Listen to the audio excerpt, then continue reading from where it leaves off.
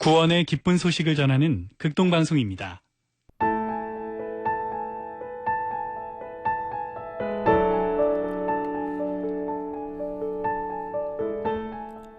말씀에서 답을 듣다.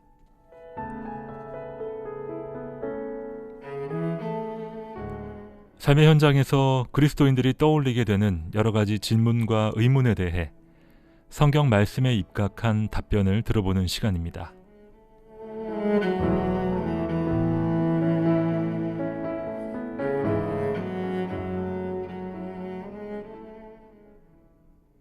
방송가족 여러분 안녕하십니까? 말씀에서 답을 듣다 데이비드 서입니다. 오늘도 새누리교회 장성 목사님께서 함께 해주셨습니다. 안녕하세요 목사님. 안녕하세요. 새누리교회 장성 목사입니다. 네, 오늘 장성 목사님께 물어볼 믿음의 질문들에 대해서 소개하겠습니다. 복을 싫어하는 사람이 없고 모든 사람이 원하는 것이 복이라고 생각합니다. 조금 더 구체적으로 얘기하자면 상식적으로 모든 인간이 인생에서 원하는 것이 만사가 형통하는 복을 받고 마음의 평강을 가지고 사는 것이라고 생각합니다. 성경이 말하는 복은 무엇입니까? 일반적으로 상식적으로 통용되는 복의 개념과 다른 것인가요? 먼저 성경이 말씀하는 복에 대해서 꼭 말씀드리고 싶은 게 있습니다. 성경이 말씀하신 복은 크게 둘로 나누어집니다. 그 첫 번째 복은 분복입니다. 인간이 노력해서 받는 복, 이게 분복입니다. 두 번째로 하나님의 은혜로 우리들이 받는 복입니다. 이건 축복입니다. 창세기를 보면 그 한 가문의 4대에 걸친 스토리라고 할 정도로 아브라함과 이삭과 야곱과 요셉에 대한 이야기가 나오고 있습니다. 그 한 가문 4대에 걸쳐서 하나님이 말씀하신 것은 하나님과 동행한 집안이 어떻게 하나님의 축복을 받았는지에 대한 기록이고 간증이라고 보여집니다. 그런데 오늘 우리들이 이 세상에 살다 보면 우리들이 노력해야 되는 일들이 있습니다. 근데 그 노력을 통해서 우리가 어떤 것을 얻었다. 그건 이제 분복이라고 말씀드릴 수 있겠습니다.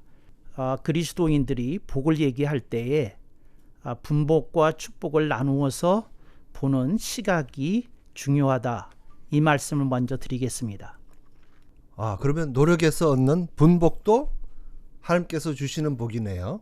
그것은 하나님이 주신 일반적인 복입니다. 네. 그러니까 예수님을 안 믿는 사람도 영어를 열심히 배우면 영어 잘하게 됩니다. 그런 게 이제 예를 들자면 분복입니다. 믿는 사람이나 안 믿는 사람이나 상관없이 노력을 통해서 받게 되는 복. 어떤 사람이 농사에 충실해서 농사의 수확을 풍성히 가져갔다. 이제 예를 들자면 이런 게 분복이고요. 이건 신앙과 상관없이 받는 복입니다. 근데 축복은 하나님을 기쁘시게 하는 것을 통해서 받는 복을 이야기합니다. 요걸 야곱의 인생에 비추어서 설명을 드리면 조금 쉽겠습니다. 좋습니다.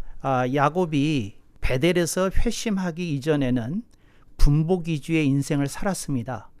근데 베델에서 회심한 이후에 그는 분복을 떨쳐낸 건 아니지만 점점 축복을 받는 인생으로 나아갔다. 그게 성경이 증언하는 야곱의 성장 모습이다. 이렇게 말씀드리고 싶습니다. 한국 교회에서는 크리스찬들이 가지고 있는 복의 개념에 대해서는 혼동이 많다고 생각하십니까? 예, 혼동이 많다고 생각합니다. 그 첫 번째가 분복과 축복을 구별하지 못하는 것이다. 그렇게 말씀드릴 수 있겠습니다. 그러니까 예를 들자면 어떤 애가 학교에서 열심히 노력해서 성적이 올라요. 그럼 그건 분복이지요. 네.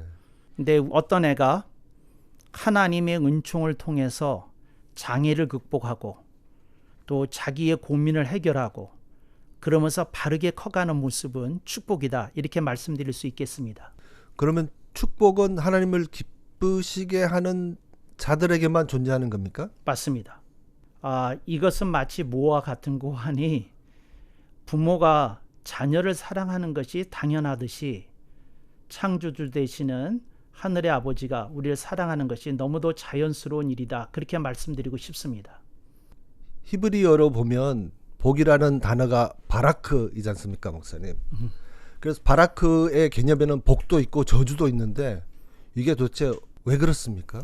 그 이유는 이스라엘 민족이 광야 생활을 청산하고 미디안 광야를 떠나서 그들이 가나안 땅으로 들어가려고 할 때 하나님께서 두 산 앞에서 저들이 서약을 하게 하셨습니다. 하나는 축복산이고 하나는 저주산이지요. 그래서 똑같은 장소에서 하나님에게 축복과 저주를 저들이 서약했기 때문에 같은 단어가 광야에서 서약에서 유래됐기 때문에 그렇게 한 단어 속에 두 개념이 들어간 것입니다. 그러나 문맥에 따라서는 다르게 해석이 되어지는 것이고요. 그 말씀의 뜻은 이런 뜻입니다. 축복이 아니라면 뒤집으면 저주다. 저주가 아니라면 뒤집으면 축복이다. 뭐 이런 의미가 담겨져 있다고 생각하시면 되고, 이건 역사적 사건에서 유래한 어원이라고 그렇게 이해해 주시면 좋겠습니다. 그럼 성경적으로 복에 반대되는 개념이 무엇입니까, 목사님? 예수님이 말씀하셨어요. 누가복음에 사복과 사화, 그러니까 네 가지 복과 네 가지 화를 말씀하셨습니다. 복에 반대되는 개념은 이제 화다, 이렇게 말씀을 드릴 수 있겠고요.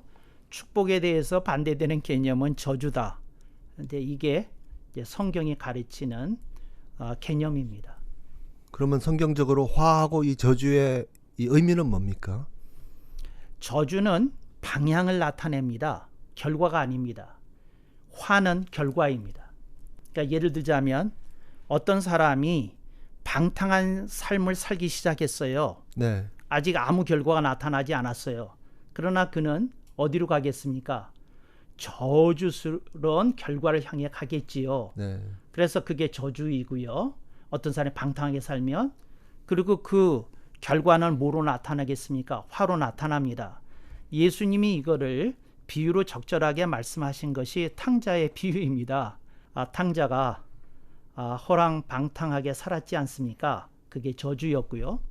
그가 돼지 우리에서 돼지들이 먹는 쥐염 열매로 허기를 채우려고 했던 거, 이제 그 모습이 화이지요. 그렇게 비유로 이해하시면 빠르지 않을까 싶습니다.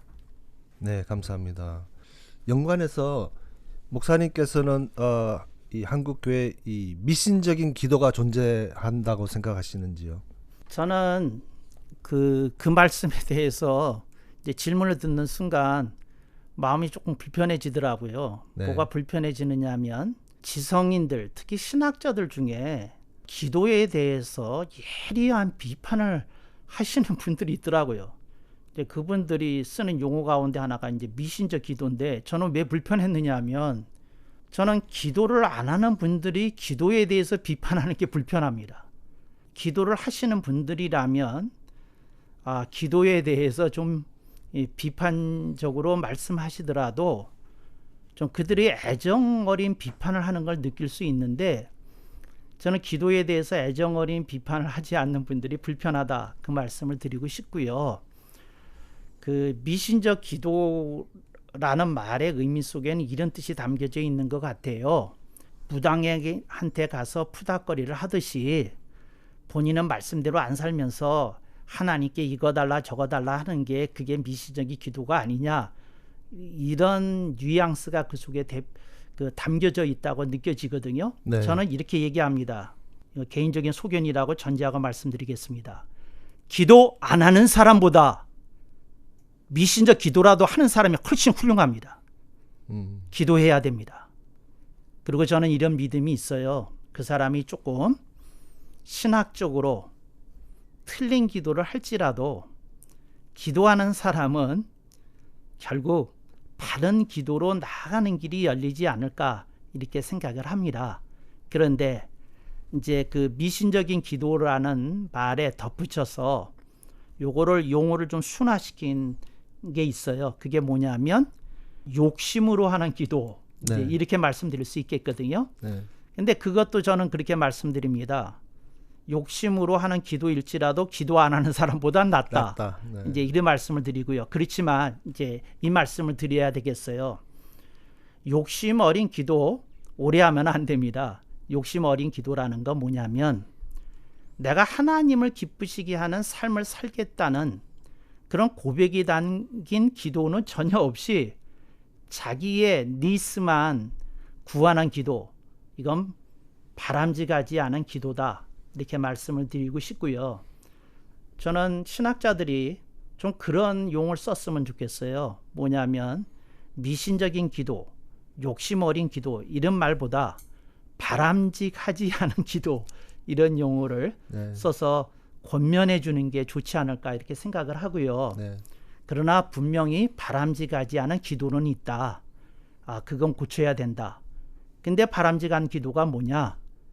하나님을 향한 지향성 없이 자기의 욕구 따라 붙들려서 하는 기도, 이건 결코 바람직하지 않다, 이 말씀 드립니다. 네. 목사님께서는 이 한국 교회에서 이런 문제 해결을 위한 기도, 방금 말씀하신 대로 바람직하지 않은 기도가 어느 정도 이렇게 만연해 있다고 보십니까? 저는 그거보다도 네. 기도를 분류하는 또 다른 제가 쓰는 용어가 있어요. 그게 뭐냐면 큰 기도와 작은 기도입니다. 큰 기도, 그래서 작은 큰 기도, 작은 기도인데 먼저 작은 기도가 뭔지를 말씀을 드리면 나와 나의 가족과 연관된 기도 제목을 붙들고 하는 기도를 저는 작은 기도라고 부릅니다. 우리들의 인생이 부족하고 미약하기 때문에 우리가 작은 기도 드릴 때가 훨씬 많지요. 그렇지만 우리가 좀 더 신앙인으로 성장하고 성숙하기 위해서는 큰 기도해야 됩니다. 무슨 말이냐? 우리가 부족하지만 기후 변화에 대해서 기도해야 됩니다. 우리가 부족하지만 그 좌우의 이 대립적 상황에 대해서 기도해야 됩니다. 우리가 부족하지만 남북의 평화 통일을 위해서 기도해야 됩니다. 우리가 부족하지만 우크라이나 전쟁의 조속한 종식을 위해서 기도해야 됩니다. 저는 이런 걸 큰 기도라고 합니다. 그래서 저는 그 사람들이 작은 기도 드리는 거 저는 좋게 보고요. 그렇지만 거기에 머무르지 말고 큰 기도를 조금 늘려갔으면 좋겠다. 그렇게 우리나라에서 기도 운동이 좋게 성숙되기를 기대해 봅니다. 나의 필요를 위한, 나의 문제 해결을 위한 그런 작은 기도에서 다른 사람들을 위한 더 큰 목적을 위한 더 큰 유익을 끼치는 그런 큰 기도를 해야 좋다, 그런 말씀이시네요. 그렇게만 들리면 조금 사람들이 오해할 소지가 있으니까 네. 저는 이렇게 표현하면 조금 부족하다고 생각합니다. 그게 뭐냐면 작은 기도에서 큰 기도로 넘어가야 된다. 전 이렇게 안 가리켜요. 네. 저는 어떻게 가리키느냐 하면 작은 기도로 먼저 시작하시고 앉은 자리에서 큰 기도도 몇 가지 해 주십시오, 이렇게 얘기합니다. 아주 좋습니다, 목사님. 아주 좋습니다. 복은 예수님 자체다. 그래서 우리가 예수님 자체를 구해야 된다. 예수님 자체를 구하는 것이 기도의 본질이다. 여기에 대한 목사님은 어떻게 보십니까? 그런 입장을 신학적으로 예수 중심주의라고 부릅니다. 근데 저는 그 예수 중심주의가 틀렸다고까지는 말 안 하겠지만 바람직하지 않다고 생각합니다. 근데 이 말을 굉장히 제가 조심스럽게 하고 있고요. 그 말의 뜻은 우리는 삼위일체적 표현을 해야지 그렇죠. 네. 그 어디 한 위에 우리가 지나치게 표현을 하는 것은 바람직하지 않다, 이렇게 네. 생각합니다. 네, 네. 그래서 저는 목회자들이 예수님을 당연히 높이는 거 좋지요. 그렇지만 저는 목회자들이 좀 의식하면서 하나님에 대한 강조하는 만큼 예수님 강조하고 예수님 강조하는 만큼 성령님 강조하고 이런 적절한 균형이 필요하다, 그런 입장입니다. 예수님을 높이고자 하는 그 목사님의 마음은 우리가 받아야 된다고 생각을 합니다. 그러나 한 가지 이제 높아심에서 사족을 붙인 것이지요. 네. 네. 그러니까 하나님에 대해서 표현을 할 때에는 영광이라는 표현을 써야지 하나님 복이시다 그러시지 마시고 구태여 표현하려면 하나님이 영광이시다, 영광이신 하나님께 우리가 마땅히 합당한 영광을 돌려드려야 된다, 이렇게 표현하는 게 맞고요. 네. 우리가 하나님께 영광을 돌려드릴 때에 하나님이 우리를 그냥 받아주시기만 하는 것이 아니라 우리에게 분복과 축복을 주시더라. 이제 이게 신명기 학파의 사상이니까 저는 그렇게 나가는 게 맞다고 그렇게 판단합니다. 아, 예. 인간이 받을 수 있는 최대의 축복은 구원입니다. 저는 구원 이상의 어떤 축복을 알지 못해요. 왜냐하면 그러지 않으면 우리들은 영원히 멸망에 처할 것이거든요. 그래서 저는 인간이 받을 수 있는 최대의 복은 그 구원이다. 그 말씀을 드리고 싶고요. 그 다음에 우리들이 하나님께 받을 수 있는 두 번째 큰 축복은 뭐냐? 저는 개인적으로 상급이라고 생각합니다. 상급이라고 하니까 어떤 분들이 복잡하게 생각하시는데 그런 뜻이 아니고요. 예수님이 잘하였도다. 충성된 종아. 내가 작은 일에 충성하였으니 내가 큰 곳으로 맡기리로다. 천국에서 그런 칭찬을 듣는 걸 저는 상급이라고 말합니다. 그러니까 그것이 두 번째로 큰 축복이 아닐까 그렇게 생각합니다. 그럼 이 세상에서는요. 네. 하나님이 네. 하나님을 믿고 따르는 인간에게 주시고자 하시는 가장 이 첫 번째는 구원이라고 하셨고 네. 이 땅에서는 두 번째는 뭡니까? 상급은 천국에서 받는 복이라면 그거는 하나님을 기쁘시게 하는 삶의 열매들입니다. 그러니까 열매를 거둘 때 그 사람이 이미 축복을 받은 것이다. 그렇게 말씀드리고 싶네요. 그런 열매는 뭐 어떤 겁니까, 목사님? 성령의 9가지 열매가 우선 대표적인 것이고요. 네. 전도의 열매가 거기 들어가겠고요. 우리가 찬양을 드릴 때 하나님을 기쁘시게 하니까 찬양의 열매가 있겠고요. 기도의 열매도 거기 빠질 수 없겠고요. 또 그 전도의 열매에 이어서 선교의 열매도 있지 않겠습니까? 네. 이런 것들이 하나님이 진정으로 받으시는 훌륭한 열매요. 그 열매 자체가 축복으로 이어진다. 저는 그렇게 생각합니다. 이런 것들이 하나님 잘 믿어서 우리가 잘 먹고 잘 사는 것보다 훨씬 더 좋은 거네요. 우리가 신앙의 두 가지 표현에 주목할 필요가 있습니다. 저는 신앙인들이 그걸 조금 오늘 방송을 통해서 좀 유익 있게 들어줬으면 하는 겁니다. 뭐냐면 우리가 우리 신앙을 얘기할 때 하나님의 측면에서 봐야 되는 게 있고요. 그 다음에 인간인 나의 측면에서 봐야 되는 것들이 있습니다. 그래서 하나님 측면에서 바라볼 때에는 우리는 늘 부족하지요. 우리는 늘 미약하지요. 그렇지만 인간적인 측면에서 봤을 때는 그럼에도 불구하고 우리는 분발해야 된다는 겁니다. 우리는 조금 더 성장하고 성숙해 가야 된다는 겁니다. 이 두 가지 측면이 우리 시각 속에 늘 있었으면 좋겠다. 그러니까 하나님의 측면의 시각을 갖게 되면요. 우리는 언제나 겸손할 겁니다. 우리는 경외할 거고 하나님께 순종할 거고요. 근데 또 인간적인 측면에서 우리들이 바라보게 되면 우리들이 뭘 해야 되겠습니까? 우리들이 인내해야 되는 것도 있고요. 우리들이 화평케 해야 되는 일도 있고요. 또 우리들이 맡은 사명에 충성을 다해야 되는 일도 있고요.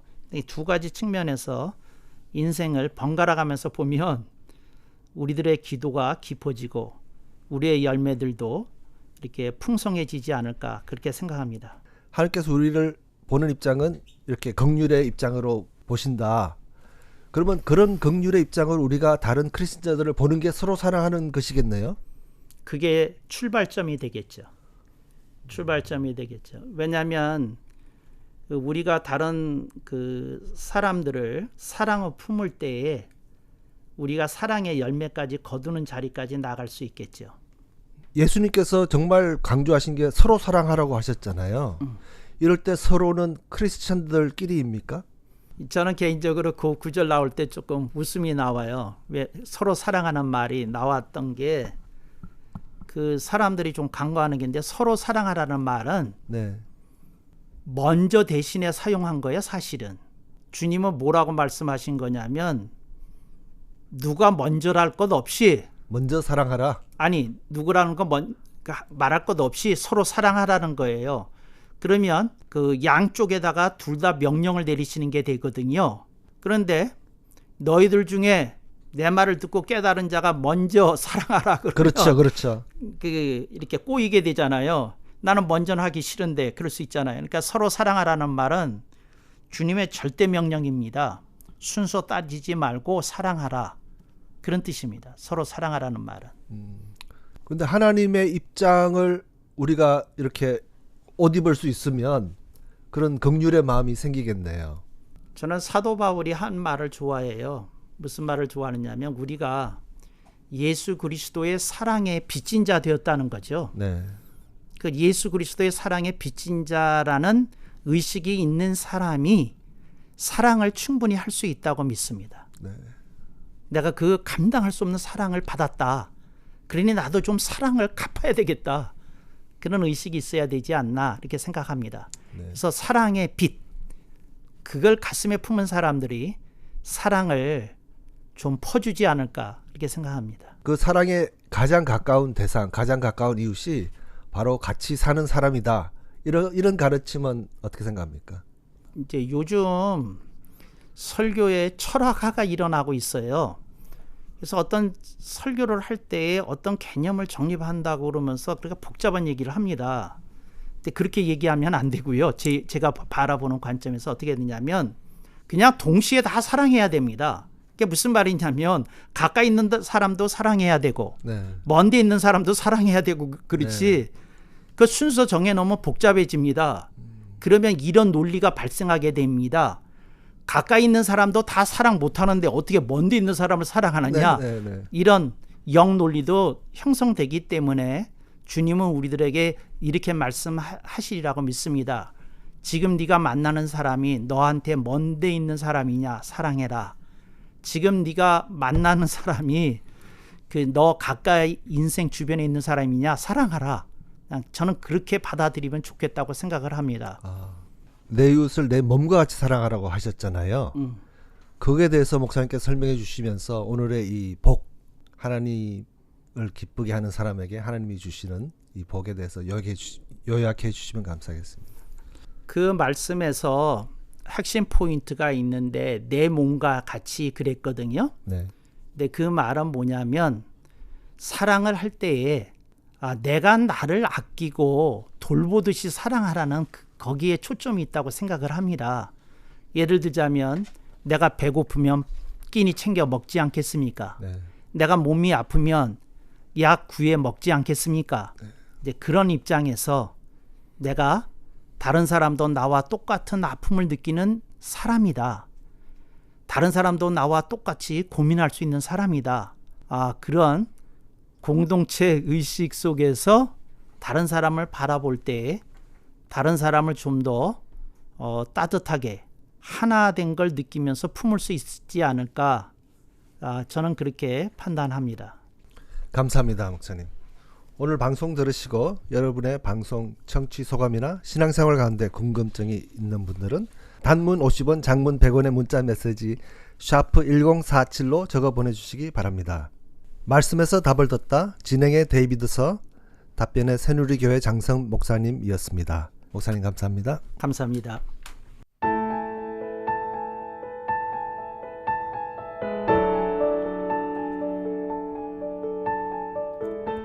말씀에서 답을 듣다. 오늘 순서를 마칩니다. 방송 들으시고 신앙생활에 도움받기 원하시는 분은 서울 새누리교회 전국번호 1855-1691번으로 연락 주시기 바랍니다.